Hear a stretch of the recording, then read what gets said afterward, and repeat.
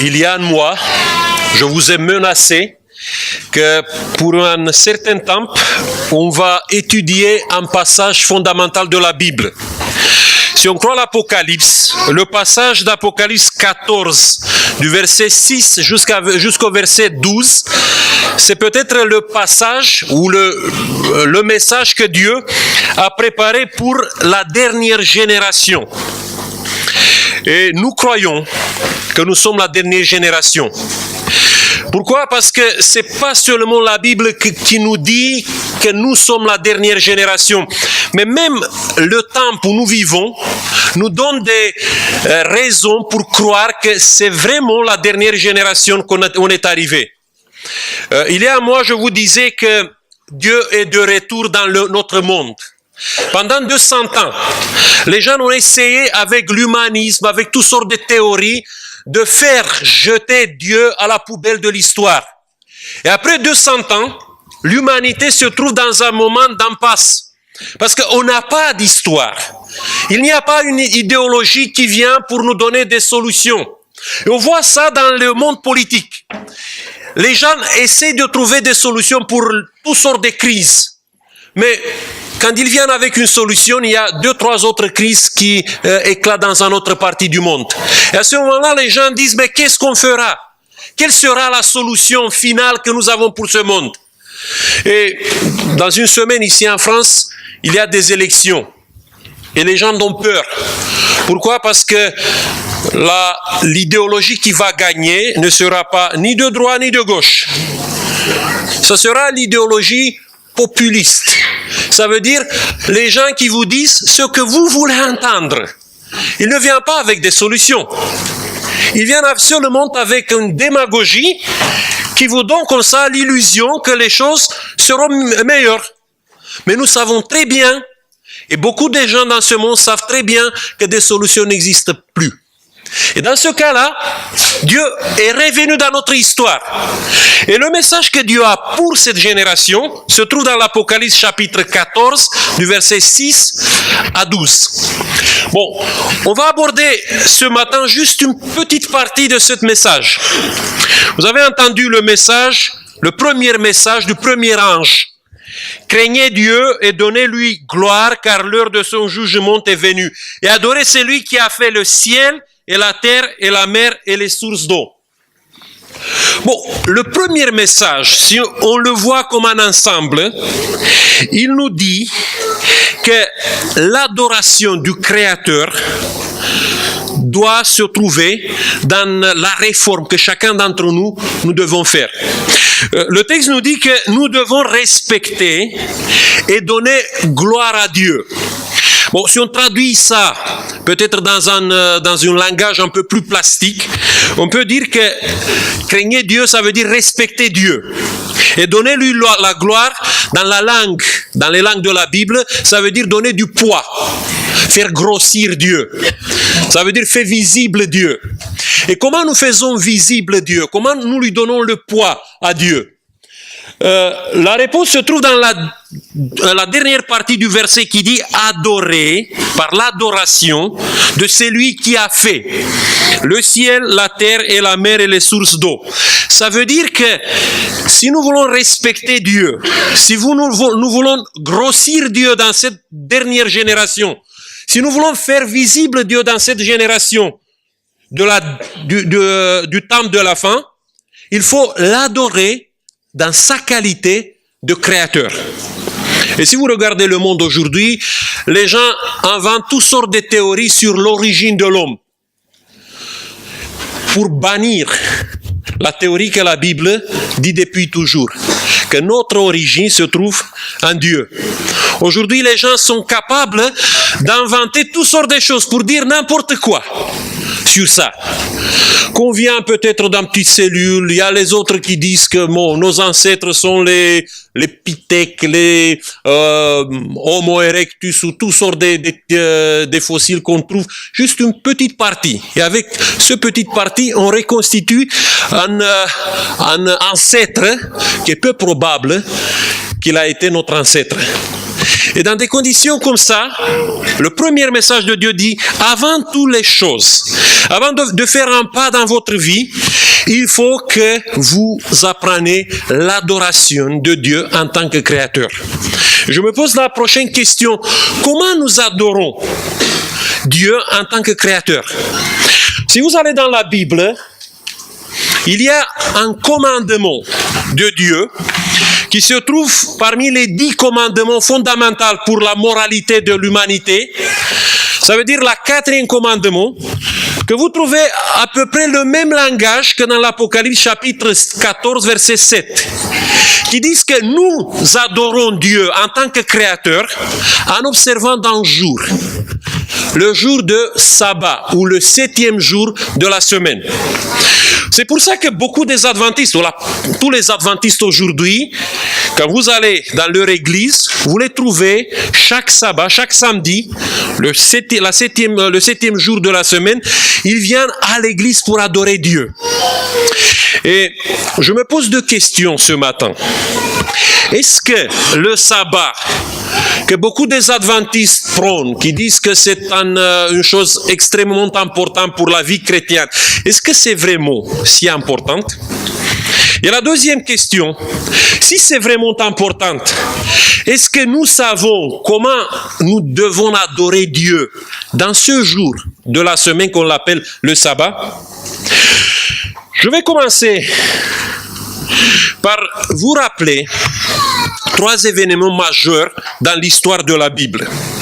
Ce sont peut-être les événements fondamentaux qui existent dans l'histoire de la Bible. Et vous voyez, dans chaque événement comme ça, le sabbat a eu toujours sa place centrale. Je vais commencer par le premier événement. Vous connaissez l'Exode. Il y a des histoires extraordinaires qui sont liées à cet événement historique où Dieu sort de l'esclavage tout un peuple. Et nous dit que Dieu l'a sauvé de l'esclavage, il a fait traverser la mer Rouge, ce peuple, ils ont vu ça avec leurs yeux. Après, ils sont entrés dans le désert. Et dans le désert, il y a le premier révolte qui éclate. Et ce peuple, qu'on disait que c'est le peuple de Dieu, on se rend compte que c'était une bande d'anarchistes. Des gens qui ne reconnaissaient pas vraiment une autorité. Dès qu'ils n'ont pas eu l'eau pour boire, dès qu'ils n'ont pas eu du pâturage pour leur troupeau, ils ont commencé à accuser leur chef. Et leur chef, visible, c'était Moïse.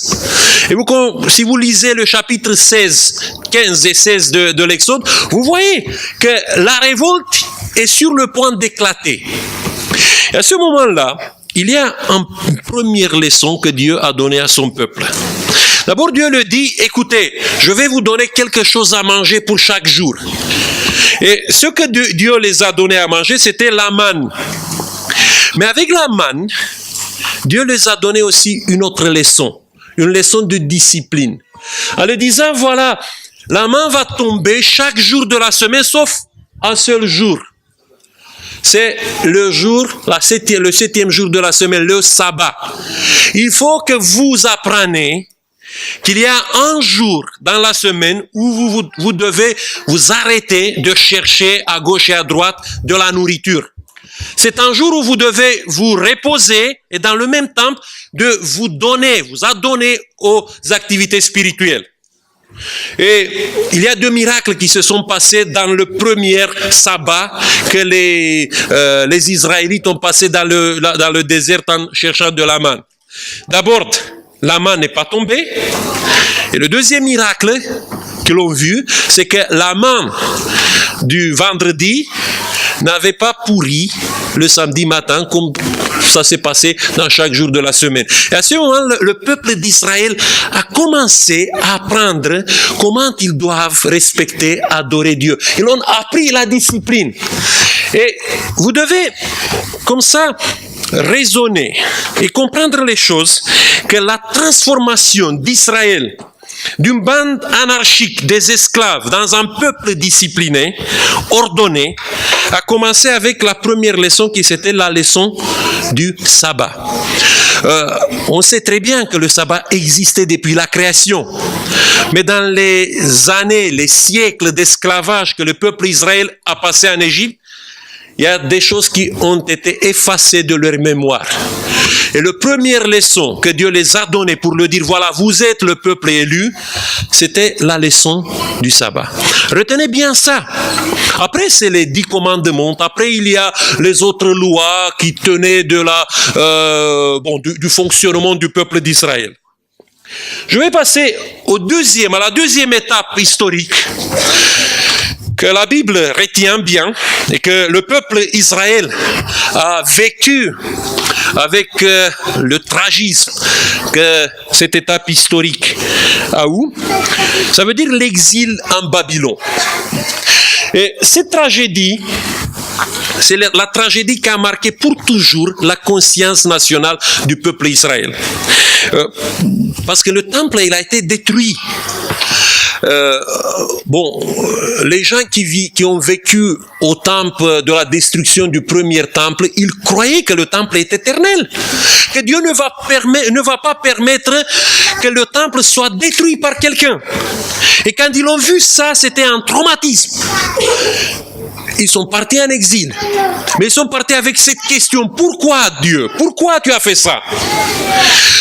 En plus de ça, cette tragédie est intervenue dans un moment où le peuple d'Israël, il était sur la pente ascendante. Après des rois qui ont été plus païens que adorateurs de Dieu, on vient dans le temps de Josia. Et Josia, il a fait une très grande réforme dans le peuple d'Israël. Il a rétabli le culte au temple. Et le peuple a cessé d'adorer les autres dieux. Ils ont adoré seulement le Dieu d'Israël. Même si après, ils ont gardé peut-être un culte privé dans leur maison, où ils adoraient des petites idoles comme ça. Mais la plupart du peuple venait à Jérusalem, au temple, pour adorer Dieu. Et dans ce temple-là, il y a eu la tragédie. Et bien sûr, il y a des questions. Pendant l'exil, au retour de l'exil, ils se sont posé les questions, tous les rabbins, tous les dirigeants du peuple d'Israël de ce temps-là, ils ont dit, mais pourquoi cette tragédie? Quel a été le péché le plus grave que nos ancêtres ont fait pour mériter cette tragédie? Et comment nous pouvons, pour le futur, si nous sommes retournés à la maison, comment nous pouvons éviter de vivre une telle tragédie? Ils ont trouvé les réponses. Et je vous invite de regarder les réponses dans la Bible. D'abord, c'était un prophète qui s'appelait Jérémie. Jérémie, c'était le prophète qui a vécu la destruction du temple. Il a fini mal. Il a été emporté avec un groupe de gens qui l'ont lié, qui l'ont pris comme prisonnier. Il a fini en Égypte. On ne sait pas grand-chose. Quelle a été la fin de Jérémie. Mais ce prophète tragique, il disait, avant que le temple soit détruit, il disait que si vous voulez éviter la grande tragédie, il faut faire quelque chose. Ça veut dire, regardez, ne sortez de vos maisons aucun fardeau le jour du sabbat. Ne faites aucun ouvrage, mais sanctifiez le jour du sabbat, comme je l'ai ordonné à vos pères.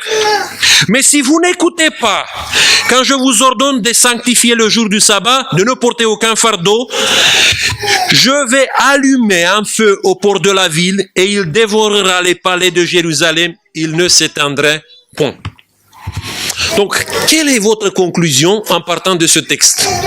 Pourquoi Jérusalem et le temple a été détruit? Parce que le peuple avait des idoles ou des autres dieux? Ou le grand problème qui est resté, même après la révolution, même après le changement de Josia, le grand problème du peuple, c'était le respect pour le sabbat. Et si vous voulez faire une étude un peu plus approfondie, vous trouvez ce texte en 2 Chroniques, comme une sorte de conclusion. Pourquoi le peuple, il est allé en exil? Nebuchadnezzar amena captifs à Babylone ceux qui échappèrent à l'épée, et ils furent assujettis à lui, à ses fils, jusqu'à la domination du royaume des Perses. Et toutes ces choses se sont passées jusqu'à ce que le pays eût joui de de quoi? De ses sabbats. Pourquoi? Il se reposa tout le temps qu'il fut dévasté jusqu'à l'accomplissement de 70 ans. Pourquoi le pays a dû se reposer de ses sabbats? Parce que ce principe du repos que Dieu a donné, ce principe du sabbat que Dieu a laissé pour le peuple comme un jour à part, comme un jour spirituel, comme un jour avec des autres activités, n'a pas été respecté par plusieurs générations des Israélites. Et quand ils sont revenus de l'exil, au temps de Néhémie, Néhémie revient à Jérusalem, il voit que les choses n'ont pas changé. Que les gens font du commerce le jour du sabbat, qu'il y a des commerçants qui viennent, qui montent comme ça le marché, et ils vendent les produits dans le jour du sabbat, et le peuple vient pour acheter. Et Néhémie fait venir tout le peuple, fait une sorte d'assemblée administrative, on peut dire ça dans le langage adventiste, et qu'est-ce qu'il les dit? Que signifie cette mauvaise action que vous faites en profanant le jour de sabbat? N'est-ce pas ainsi qu'on agit vos pères? Et ce n'est pas à cause de cela que notre Dieu a fait venir tous ces malheurs sur nous et sur cette ville? Et vous, vous attirez de nouveau sa colère contre Israël en profanant le sabbat? Quelle est votre conclusion? Pourquoi l'exil? Pourquoi la tragédie du peuple d'Israël? Parce que la désacralisation du sabbat a conduit à cette tragédie. Et bien sûr, les rabbins ont dit la solution pour éviter la répétition de cette tragédie, c'était sécuriser le sabbat en le transformant dans une forteresse infranchissable. Il y a beaucoup de rabbins du temps de Néhémie et après qui ont comparé le sabbat avec une forteresse. Ils ont dit, il faut qu'on mette le sabbat entouré des murs qui seront infranchissables. Et ils ont dit, voilà, il faut créer des règles très précises qui vont entourer le sabbat, que personne en Israël ne peut pas transgresser le sabbat.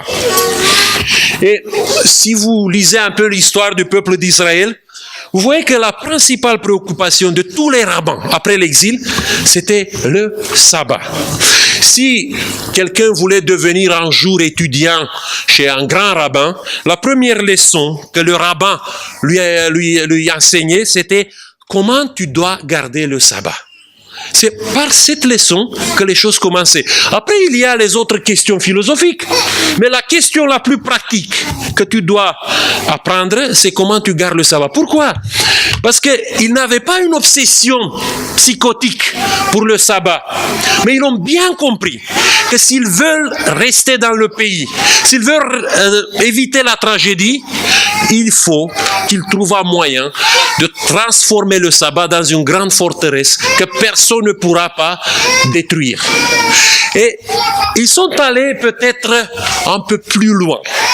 Parce que les rabbins, d'après l'exil, que vous les trouvez dans le temple de Jésus, ils ont créé une liste d'abord, dans la première étape, une liste avec 39 activités interdites dans le sabbat. Ils ont dit, ok, on va construire le mur. Mais on commence par quoi? Ils ont dit, ok, on va faire une liste. Quelles sont les activités que nous ne devons pas les faire dans le sabbat? Ils ont fait 39 activités. Jusqu'à maintenant, dans le judaïsme, vous trouvez ces 39 activités. Par exemple, brûler quelque chose, c'est interdit. Vous trouvez des juifs orthodoxes. Si vous allez chez eux le samedi, attention, ils n'allument pas la lumière. Ils ont un interrupteur qui est déjà programmé, qui s'allume avant le coucher du soleil vendredi soir et il va se fermer après le coucher du soleil samedi soir. Mais jamais ils ne touchent pas l'interrupteur. Pourquoi? Parce que, bon, la lampe qui est ici, ça veut dire que si on l'allume, on brûle quelque chose. Donc c'est interdit ça. C'est interdit d'étendre, c'est interdit de finir une chose, c'est interdit d'écrire, effacer, cuisiner, sélectionner, lisser, nouer, affiler, récolter, peigner. Et la liste continue. Ils ont fait ça. Après, dans la deuxième étape, il y a toute une armée des rabbins qui ont dit, maintenant, il faut appliquer toutes ces interdictions dans des cas précis. Et ils ont élaboré une casuistique. Ça veut dire, ils ont inventé, ou ils ont pris des cas pour appliquer toutes ces interdictions à des situations de vie très concrètes. Et je vous donne quelques situations de vie très concrètes. Par exemple, il est interdit de porter des objets en public. Tu peux porter des objets à la maison, mais les objets qui sont de stricte nécessité. Par exemple, si vous voulez manger le samedi, il faut quand même que vous portez l'assiette. Ça, c'est possible. Mais porter des objets dans le public, c'est impossible. Ça veut dire, si vous allez à la synagogue ou à l'église, vous ne devez pas porter de l'argent. C'est pour ça que chez les Juifs, on ne fait pas la collecte, comme chez les adventistes. Parce qu'il ne faut pas avoir un monnaie ou quelque chose comme ça, un objet dans tes poches. Même le mouchoir, si ton nez coule, attention, tu fais une prolongation de ta manchette comme ça, tu cousses le vendredi avant le coucher du soleil, là, le mouchoir. Et le mouchoir, c'est une partie de ton vêtement. Et si tu veux, comme ça, essuyer ton nez, tu utilises ton vêtement comme ça. Donc, ils ont élaboré toutes ces choses d'une manière très, très stricte. Ne riez pas. Ces gens-là, ils étaient habités par leur tragisme. Ils croyaient que, comme ça, on va éviter la tragédie. Il faut que le mur soit très gros, que soit infranchissable. Après, ils ont inventé aussi des chaussures pour le sabbat. Pas des chaussures avec des lacets. Le sabbat, ils ne prenaient pas des sandales avec des lacets. Ils prenaient des chaussures spéciales pour le sabbat parce que nouer quelque chose, c'était interdit. Jouer aux instruments dans le jour du sabbat, c'était impossible. C'était condamné parce que tu transgressais 2 fois le sabbat. D'abord, tu portais un objet. La deuxième chose que tu faisais, tu finissais une chose. Quand tu souffles dans un chauffard ou dans une trompette, ça veut dire que tu finis quelque chose. Donc, dans ce cas-là, c'est interdit. Bon, c'était un problème parce que vous savez, les Juifs, ils ont une fête qui s'appelle la fête des trompettes. Et dans cette fête de trompettes, il fallait qu'ils soufflent des chauffards, des trompettes, comme ça, pendant 10 jours de suite. Et normalement, au moins un jour dans les 10 jours des trompettes, tombait le samedi. Et qu'est-ce qu'on fait? Bon, il y a des rabbins qui ont dit, écoutez, ça c'est possible. Ça c'est une exception. Mais il y a des rabbins qui disaient, c'est pas possible. Jamais on fait pas ça, des choses comme ça. Écrire, vous n'avez pas le droit. Ils n'avaient pas le droit, un juif au temps de Jésus n'avait pas le droit d'écrire quelque chose. Il portait un objet. Après, écrire, c'était interdit. Nettoyer les vêtements de poussière. Ça veut dire que tu fais 3 choses. D'abord, tu nettoies, tu effaces et tu lisses. Quand tu essaies d'enlever la poussière de ton vêtement, tu le laisses comme ça. Si tu veux rompre un fruit, ça c'est une grande transgression. Je me rappelle mes jours quand j'étais à l'église dans mon village. On avait une prunier dans la cour de l'église. Et on faisait comme les Israélites au Jéricho. On tournait autour du prunier en attendant qu'une prune comme ça tombe du pomme. Parce que les gens de notre église nous disaient, c'est interdit de rompre un fruit dans le jour de sabbat. Et quand les prunes étaient bien faites, ça c'était vraiment une torture. C'était une torture pour un enfant.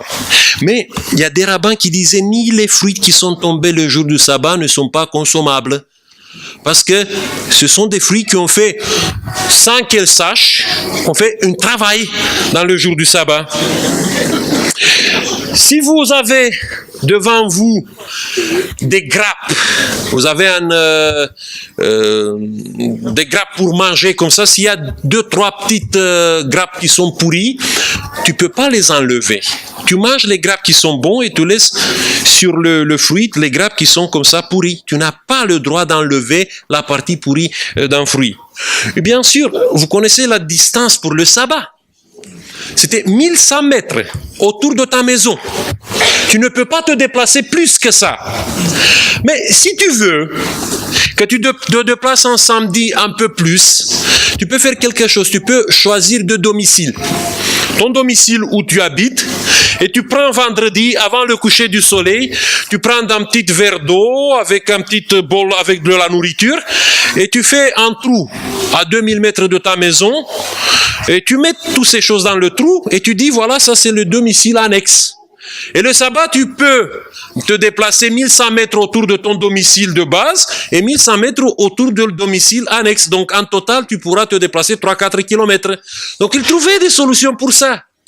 Et pendant des années, bon, ils ont essayé de créer un mur de plus en plus gros. Avec 30 ans de la naissance de Jésus, c'était deux grands rabbins qui était en Israël. Un s'appelait Shammai, l'autre s'appelait Hillel.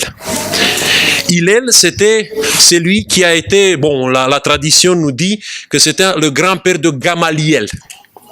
Et ils se disputaient sur une question brûlante. Et les gens allaient à la synagogue pour voir ce match de boxe entre les deux grands rabbins. Et la question brûlante, c'était l'œuf du samedi. Vous savez, la poule, elle fait les œufs vendredi, samedi, dimanche, n'importe quel jour de la semaine. Et la question qui se posait, est-ce qu'on mange l'œuf qui a été pondu par la poule le samedi ou pas?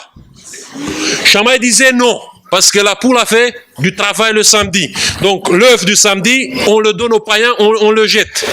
Elle disait non, c'est l'œuf du dimanche que tu ne dois pas le manger. Pourquoi? Parce qu'il a été conçu le samedi. Donc, vous savez, ça c'était une dispute qui était vraiment, vraiment sérieuse à ce temps-là. Pour nous, ça nous paraît un peu bizarre. C'est un extrême, toutes ces choses-là. Mais au temps de Jésus, les gens raisonnaient comme ça. Ce sont toutes ces petites questions liées au sabbat sont importantes. Maintenant, peut-être nous sommes dans l'autre extrême. On considère qu'il n'y a rien d'important pour le samedi. Et maintenant, parfois, on fait n'importe quoi avec le jour du Seigneur. Mais au temps de Jésus, les gens prenaient garde de faire quelque chose dans le samedi. Et bien sûr, il y a l'exception de la règle, que vous la trouvez dans les évangiles, qui disait, tu peux transgresser le sabbat si la vie ou l'intégrité d'un être vivant se trouve en danger immédiat.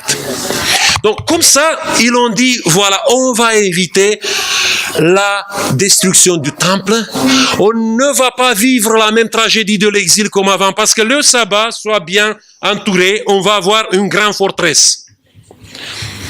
Et la troisième situation historique, qui est très importante dans la Bible, c'est la venue et peut-être la mission de Jésus. Et vous lisez dans la Bible, dans l'évangile de Marc, chapitre 1, le moment où Jésus revient du désert, après la tentation qu'il a subie là-bas du diable, il vient et il commence son travail de rabbin. Et il appelle, lisez bien le texte, ce passage-là à la maison, il appelle ses premiers disciples, il y a 4. C'est Pierre, c'est André, Jean et Jacques. Et la question que normalement quelqu'un se pose, quelle est la première leçon que Jésus a enseignée à ses disciples? Tous les rabbins du temple, retenez bien ça, ils commençaient l'apprentissage pour leurs disciples avec la question comment tu dois observer ou garder le sabbat. Et lisez qu'est-ce que la Bible nous dit. Après l'appel, Jésus dit, il s'est rendu à Capernaum et le jour du sabbat. Sauf que Jésus, il ne tient pas un discours lié au sabbat. Il montre à ses disciples qu'est-ce qu'ils doivent faire le jour du sabbat. Comment ils doivent observer le sabbat. C'est dans la tradition rabbinique ou c'est dans une autre manière que le sabbat soit gardé. Et je vais vous introduire dans les évangiles et la manière dont Jésus a proclamé ou a prêché le sabbat. Vous ne trouvez, je vous ai dit, aucune prédication sur le sabbat. Mais vous trouvez dans l'évangile 7 moments où la Bible nous parle de Jésus et du sabbat. Et le premier moment où la Bible nous dit de Jésus, nous dit que Jésus est allé le jour du sabbat dans la synagogue. Donc il est exactement dans la tradition des rabbins de son temple. Il va à la synagogue. Mais il ne va pas à la synagogue pour s'asseoir là-bas sur une banquette, mais il va là-bas pour prêcher. Les gens l'invitent de prêcher sur un texte, on dit le texte des prophètes. Vous trouvez ça dans Luc chapitre 4. Dans le culte, dans la synagogue, il y a deux moments. C'est le moment où le rabbin ou quelqu'un de très important dans la synagogue, il lit de la Torah. Ça veut dire les premiers 5 livres de la Bible. Ça, c'est le moment le plus important. Ça, c'est au cœur de l'enseignement, au cœur de la prédication. Et après, il y a un moment moins important, quand quelqu'un lit des prophètes. Et Jésus n'a pas été invité pour lire de la Torah, mais Jésus il a été invité pour lire des prophètes. Et là, le passage qui a été programmé pour ce jour-là, c'était un passage d'Ésaïe. Et vous savez qu'est-ce qui s'est passé? Jésus lit son passage, il donne son interprétation et les gens prennent les pierres pour le tuer. C'est ça qui s'est passé là-bas. Mais dans l'évangile de Marc, nous dit quand il est entré dans la synagogue de Capernaum, il y a le premier scandale qu'il suscite. Il y a un démoniaque dans la synagogue. On ne sait pas comment il est venu. Parce que les gens qui avaient des démons, ils n'étaient pas... On avait un gardien qui était à l'entrée de la synagogue et si la personne était connue qu'il a un démon comme ça, on lui disait de partir. De n'entrer pas dans la synagogue. On ne sait pas comment il est entré, on ne sait pas si les gens connaissaient son problème, mais il est là. Et qu'est-ce que Jésus fait? Tout le monde l'attend. Tout le monde veut voir qu'est-ce que Jésus fera. Et Jésus libère ce démoniaque. Après, il part à la maison pour manger dans la maison de Pierre. Et dans la maison de Pierre, il voit sa belle-mère qui était malade. Et il guérit la belle-mère de Pierre. Et les gens posent une question, est-ce que c'est une nouvelle doctrine? La nouvelle doctrine par rapport à quoi? Parce que des miracles ont été faits avant. La nouvelle doctrine, c'était par rapport au sabbat. Pourquoi il fait ça dans le jour du sabbat? Est-ce qu'il est dans une transgression du sabbat ou est-ce qu'il est dans une réforme du sabbat? Est-ce qu'il veut défier les rabbins ou est-ce qu'il veut faire un changement dans la manière d'observer le sabbat? Et ceux qui suivent dans la Bible, c'est terrible. Pourquoi? Parce que Jésus, le doux qu'on le connaît, le bonhomme qui ne veut pas déranger les autres, c'est lui qui prend toujours les gants quand il dit quelque chose à une personne, ce Jésus continue de scandaliser. Qu'est-ce qu'il fait quand les disciples ont été surpris dans le flagrant délit par les pharisiens, dans le champ de blé, quand ils mangeaient comme ça du blé? Bon, c'était 4 transgressions de la loi du sabbat. Et les pharisiens ont dit, regarde qu'est-ce qu'ils font là-bas. Jésus les appelle, comment? Des innocents. Il était coupable, 4 fois coupable. Tous les tribunaux religieux du temps pouvaient dire, voilà, ce sont des gens qui ont transgressé 4 fois le sabbat. Mais pourquoi Jésus le dit qu'ils sont innocents? Mais plus que ça, après, Jésus entre dans la synagogue de nouveau en Galilée et il guérit un homme qui avait la main sèche. Je vous pose une question. Est-ce que cet homme, il avait la main sèche depuis quand? C'était une urgence? Peut-être ça fait des années et des années que sa main était paralysée. Pourquoi Jésus le guérit devant tout le monde pour provoquer les autres dans le jour du sabbat? Je vous dis, ce n'est pas quelque chose d'anodin. Jésus faisait toutes ces choses-là parce qu'il voulait transmettre un message concernant le sabbat. Ce n'est pas en franchissant un mur, en faisant une forteresse autour du sabbat avec des règles qui sont très bizarres, comme ça, qu'on peut garder le sabbat. C'est par une autre chose. Il faut faire une autre chose pour faire ça. Et Jésus le guérit devant tout le monde et il y a le comité qui vient après et le comité décide il faut le tuer. Il faut l'éliminer. Ah non, comme ça c'est dangereux. Et Jésus va après à Jérusalem. Et à Jérusalem, le scandale arrive au moment du comblé. Pourquoi? Parce que à Jérusalem, il permet à un paralysé d'emporter son lit à Bethesda. Et quand les pharisiens, les docteurs de la loi le voient comme ça, avec le lit, ils ont dit, mais tu es fou! Tu n'as pas le droit de porter quelque chose dans le jour du sabbat. Et quelques jours plus tard, il guérit un aveugle né. Un aveugle qui pouvait être peut-être guéri le samedi soir, après le coucher du soleil, mais il le guérit le samedi. Et cet homme qui a eu ce miracle dans sa vie, il a été exclu de la synagogue à cause de ça.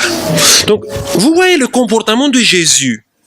C'est vraiment provocateur parce qu'il a prêché une doctrine provocatrice sur le sabbat. Je ne sais pas si on est disposé aujourd'hui d'accepter ça.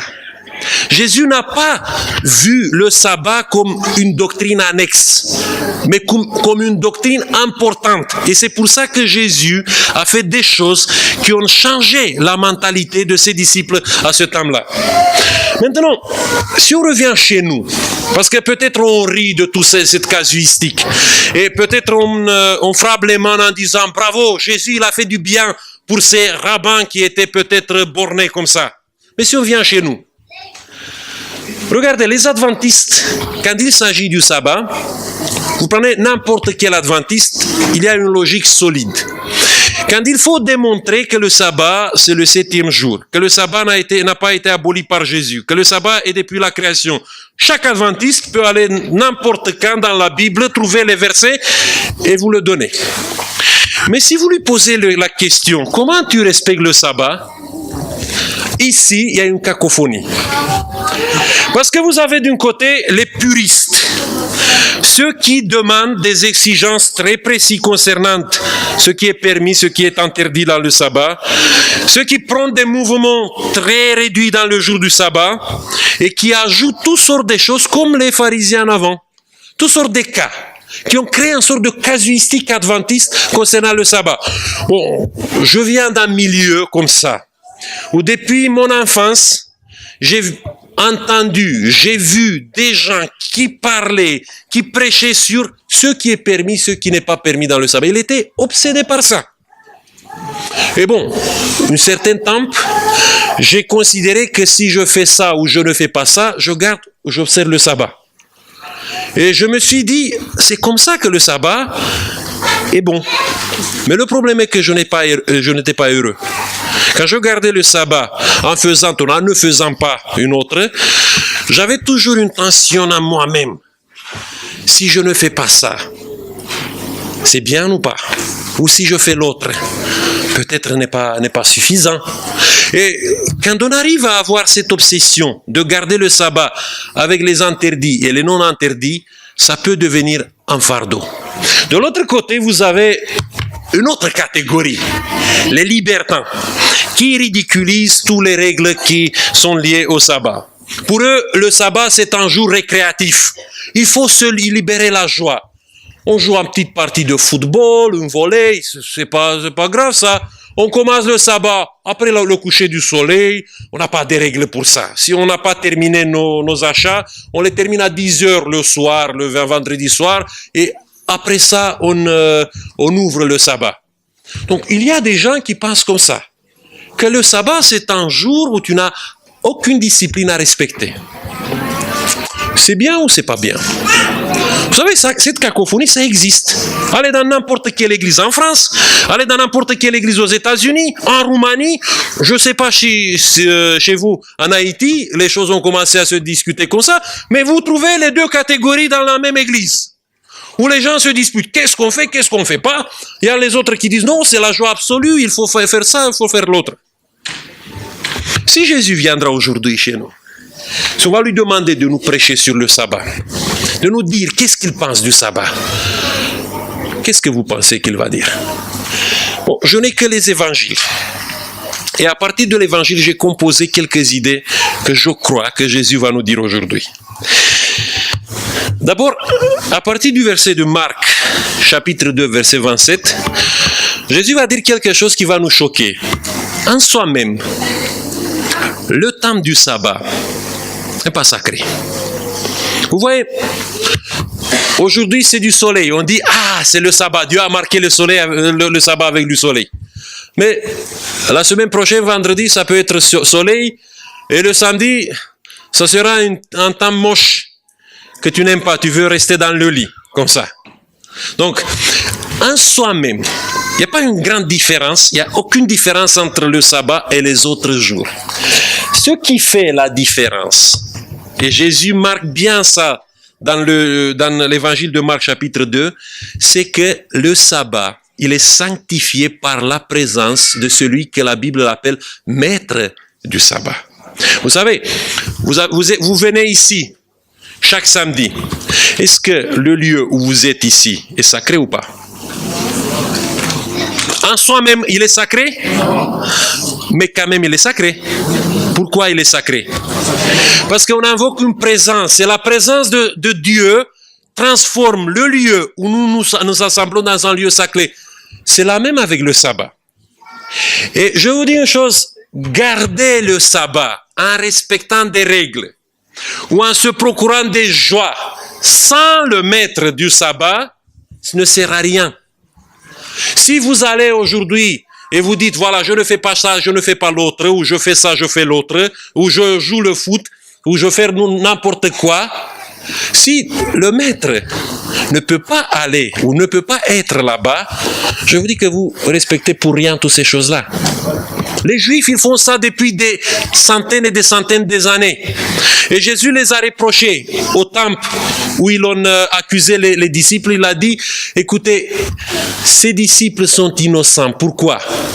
Parce que eux, ils sont avec le maître du sabbat. Mais vous n'êtes pas innocente.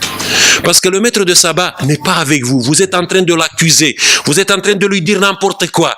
À cause de ça, vous ne pouvez pas dire que vous respectez le sabbat. Donc, le point le plus important dans le sabbat, pour le garder, pour l'observer, c'est de te connecter avec le maître du sabbat. Si vous n'êtes pas là, ce n'est pas le jour du Seigneur. Deuxième chose, qu'est-ce qu'on fait avec la discipline du sabbat? Vous savez, dans la Bible, il y a des règles de bon sens. Ça veut dire, la nourriture, est-ce qu'on doit préparer la nourriture au sabbat? Non, la Bible dit clairement non. Il faut préparer les choses avant. Même l'hygiène personnelle, la Bible ne nous dit pas ça. Mais nous savons très bien, notre bon sens nous dit qu'il y a une hygiène générale qu'on doit la faire avant le sabbat. Et il y a beaucoup de choses que nous ne faisons pas dans le sabbat parce que... Ok, merci. Parce que ce sont des choses de bon sens. C'est pourquoi? Parce qu'il faut gagner du temps, maximiser le temps de qualité. La discipline du sabbat nous procure du temps. Pourquoi? Pour la relation. Si j'ai gagné du temps en faisant des choses et des autres pour dormir, pour m'asseoir dans le lit ou pour faire n'importe quoi, ça ne sert à rien. Le temps, je le gagne pour l'investir dans la relation. Si la relation n'existe pas dans le sabbat, ce temps-là, il est un temps perdu. Après, faire du bien dans le jour du sabbat, la Bible et Jésus nous dit que c'est un impératif. Il a fait du bien partout où il est passé dans le jour du sabbat. C'est pas une permission. Parfois, nous prenons le bien qu'on le fait dans le sabbat comme une permission. Non. C'est un impératif. Dieu nous demande, Dieu nous commande de faire le bien dans le sabbat. Mais n'importe quel bien. Parce que le bien, tu peux le faire, voilà, tu entres dans le magasin, tu achètes quelque chose à manger pour un pauvre et tu lui donnes. C'est pas ce bien-là. Ça veut dire le bien éternel que tu dois le faire dans le jour du sabbat. Et vous savez c'est quoi le bien éternel? C'est quand tu travailles avec ton Dieu pour libérer l'autre. Quand Jésus venait pour guérir quelqu'un qui était dans la synagogue, c'était pas seulement une guérison physique. C'était une guérison d'abord, une guérison spirituelle. Donc, si vous avez du temps, le jour du sabbat, essayez de faire le bien dans le sabbat, à vous pencher vers vos amis, votre famille, en investissant tout le temps que vous avez dans le jour du sabbat, dans la relation d'abord avec Dieu. et dans la relation avec les autres. En apportant aux autres comme ça l'amour, la joie que vous avez dans votre cœur, c'est dans ce sens-là que le temple doit être investi. Et cessez de vous disputer, qu'est-ce qu'on doit faire le jour du sabbat? On fait ça ou on ne fait pas l'autre? Si vous entrez dans une logique comme ça, un jour à un autre, vous finissez par voir dans le sabbat un jour de fardeau. Si vous travaillez pour le bien éternel de vous et des autres dans le jour du sabbat, ça sera le jour de la délivrance. C'est dans ce sens-là que le sabbat doit être prêché, doit être gardé pour cette génération de la fin. Et c'est pour ça que Jésus a insisté que cette génération de la fin aura le vrai sabbat. Parce que l'apôtre Paul nous dit que les Israélites n'ont pas trouvé le Shabbat. Ils n'ont pas trouvé le repos. Ni quand ils sont entrés au Canaan, ni quand ils l'ont gardé le jour du sabbat, ni quand Jésus il est venu. Parce qu'ils n'ont pas vu l'importance spirituelle du jour du sabbat. Bon, je vais finir avec une illustration. Il y a quelques temps, j'ai été dans une librairie ici à Paris. Et j'ai acheté un livre, c'était une librairie catholique. Et j'ai trouvé un livre écrit par ce bonhomme qui s'appelle Didier Long. C'est une grande personnalité en France. Peut-être vous n'avez pas entendu de lui parce qu'il est assez discret. Pendant 10 ans, il a été moine bénédictin. Il a été théologien catholique. C'était le responsable de l'enseignement dans tout l'ordre des bénédictins ici en France. Après, il a abandonné la monastère. Il est devenu artiste plastique, il est devenu directeur de production pour le premier CD de la Bible en France. C'est un spécialiste dans toutes les choses. C'est quelqu'un qui touche à tout. Par exemple, vous connaissez les sites internet de Fnac ou de 01net. C'est lui qui a conçu ces sites-là. Donc c'est un encyclopédie vivant. Et bon, nouvellement, c'est un consultant pour toutes les émissions religieuses sur France Télévisions. Vous pouvez le voir dimanche matin, de temps en temps, en intervenant aux émissions de la télévision ici en France. Il a écrit un livre. Et le livre, c'était sur le sabbat. Et qu'est-ce qu'il disait dans ce livre? Attention, c'est un catholique. C'est quelqu'un qui a été dans la faculté de théologie, l'Institut catholique ici à Paris. C'est un grand théologien. C'est quelqu'un vraiment qui a une voix qui compte aujourd'hui dans la théologie en France. Qu'est-ce qu'il disait? Jésus n'a jamais voulu abolir le Shabbat. Deuxième chose, Jésus, Paul, disciples observaient le Shabbat qui était au centre de leur pratique religieuse. C'était pas une annexe. Troisième chose, les chrétiens n'ont transféré la solennité du 7e jour au dimanche qu'au 4e siècle pour des raisons ni bibliques, ni théologiques, mais d'abord politiques. Et cette substitution liturgique est une perte pour le christianisme parce que ça a ouvert la voie pour la persécution des Juifs en Occident. Et en conclusion, il disait que le Shabbat, c'est pas le dimanche, attention, c'est le Shabbat du 7e jour et le Saint des Saintes. Il nous fait prendre conscience de la valeur de la vie. Il ouvre la porte pour que Dieu entre dans notre monde. Il sanctuarise une humanité enfant fraternelle. Et la dernière phrase, c'est quelque chose qui m'a touché vraiment au cœur, parce que ça vient de la partie, je vous dis encore, d'un prêtre, un moine, un théologien catholique. À l'heure de la postmodernité, où les chrétiens de plus en plus isolés redeviennent des juifs parmi les païens, le moment ne serait-il pas venu pour eux de sortir de l'oubli et de se souvenir du jour du sabbat? On a parfois l'impression qu'on est bizarre comme adventiste. Si vous allez à l'école, vous, les enfants, les jeunes, dans l'église, parfois vous avez des problèmes avec des examens, avec des gens qui vous méprisent parce que vous gardez le sabbat. Mais regardez, qu'est-ce qu'il dit, cet homme, que vous le voyez aux émissions, le dimanche matin, que peut-être vous avez entendu à gauche, à droite de lui. Lui, il dit qu'il est temps pour que nous, les chrétiens, nous souvenons du jour du sabbat. Et c'est ça que Jésus, que Dieu nous a transmis comme premier message pour cette génération de la fin. Que Dieu nous bénisse, que Dieu nous aide de voir le sabbat comme l'évangile éternel qu'il nous a laissé. Amen.